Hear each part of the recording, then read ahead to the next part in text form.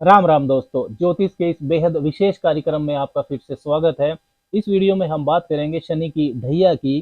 शनि की ढैया भी एक विशेष तरह का गोचर होता है शनिदेव का चंद्र राशि से।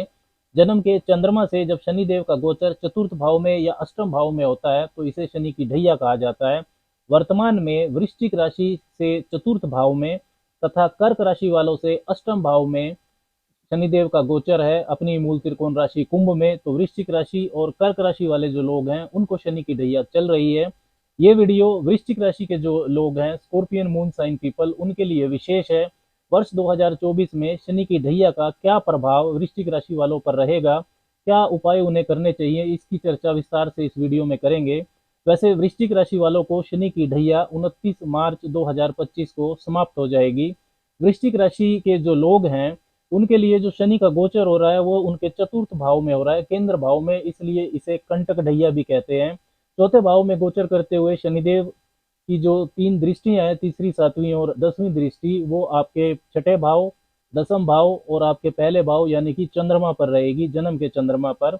वर्ष 2024 में शनिदेव जनवरी से जून 2024 के बीच मार्गी गति से संचरण करेंगे और 30 जून 2024 से 15 नवंबर के बीच उनकी जो गति रहेगी वो वक्री रहेगी। देखिए, शनिदेव रोजगार के अनुशासन व सीमाओं के, कन्फाइनमेंट्स एंड डिसिप्लिन, इसके कारक होते हैं, कर्म फलदाता हैं।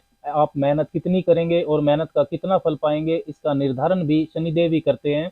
विलंब, डिले, रुकावटें, संघर्ष इसके कारक हैं। जब तक आप चीजों के काबिल नहीं हो जाते तब तक वो संघर्ष कराते हैं। प्रैक्टिकल ग्रह हैं, रियलिटी दिखाने वाले।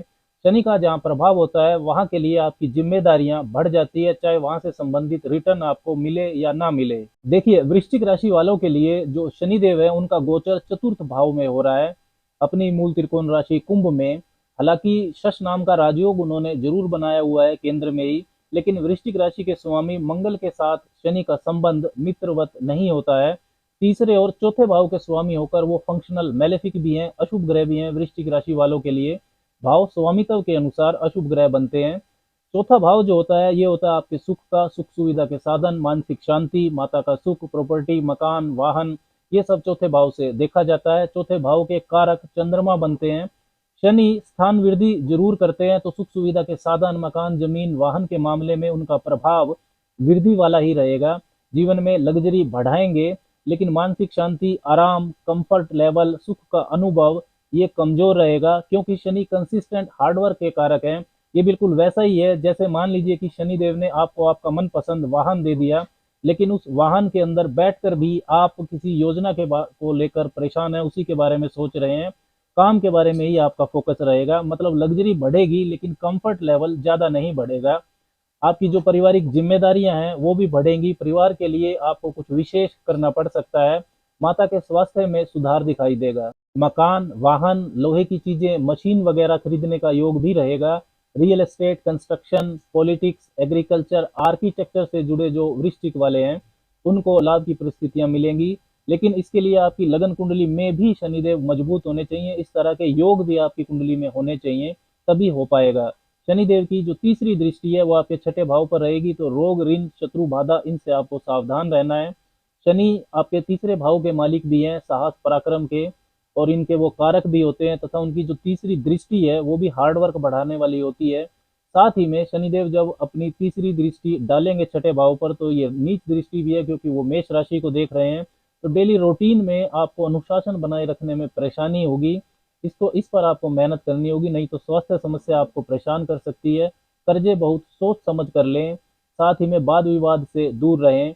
शनिदेव की जो सातवीं दृष्टि है वो आपके दसम भाव, कैरियर के भाव पर रहेगी, तो कार्य क्षेत्र में काम का दबाव आपके ऊपर बढ़ेगा। वर्क प्लेस के वाद विवाद से आपको बचना है। कार्य क्षेत्र में भी आपके परिवर्तन हो सकता है, लेकिन जल्दबाजी में कोई निर्णय ना लें, और कार्य क्षेत्र को लेकर जल्दी निराश भी आपको नहीं होना चाहिए। पिता से भी आपके वैचारिक मतभेद बढ़ सकते हैं। शनिदेव की 10वीं दृष्टि आपके पहले भाव पर, मतलब जन्म के चंद्रमा पर रहेगी, तो जिम्मेदारियां बढ़ने से मानसिक तनाव आपका बढ़ेगा। मूव ऑन एटीट्यूड आपको रखना चाहिए, नहीं तो साइकोलॉजिकल बैगेज आपका बढ़ेगा। पुरानी जो नेगेटिव बातें हैं उनको आप भूल नहीं पाएंगे, आपकी सोच में नकारात्मकता बढ़ेगी। प्रैक्टिकल बनने की कोशिश करेंगे तो आपके लिए अच्छा रहेगा। भावुकता में महत्वपूर्ण निर्णय ना लें। कुल मिलाकर वृश्चिक वालों के लिए शनि की ढैया 2024 में मिले जुले परिणाम देगी।